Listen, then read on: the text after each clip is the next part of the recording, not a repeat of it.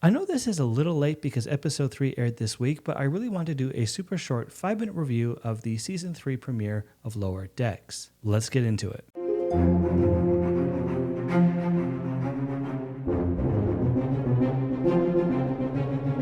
Hey Trekkies, welcome back to another episode of Yelling About Star Trek.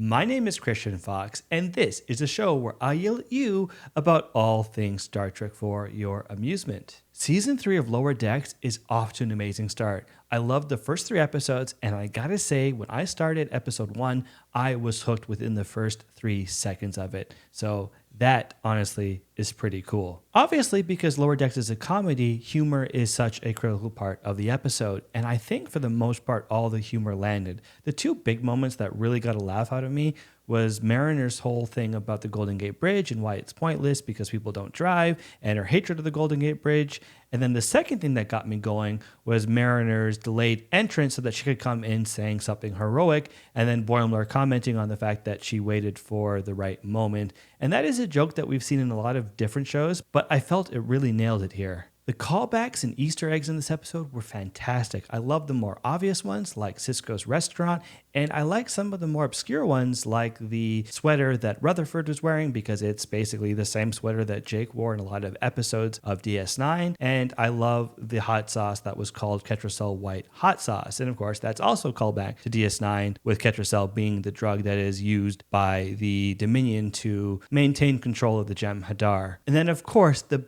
biggest callback / reference was that of First Contact and Zefram Cochrane, and I loved it. One, it was really cool to see the area that they went to in First Contact, but we got to see the modern day version of it and see that it basically turned into a theme park, which makes perfect sense because everybody loves First Contact. It was really, really touching to hear the First Contact theme because I love that theme. But for me, the thing that got me going the most was seeing the reintroduction of Zefram Cochrane in the Star Trek franchise and the fact that he was voiced by James Cromwell. The plot of the episode was also on point. I love seeing the loyalty from our heroes and the fact that they really wanted to prove Captain Freeman's innocent and that they were willing to go rogue and do that whole thing.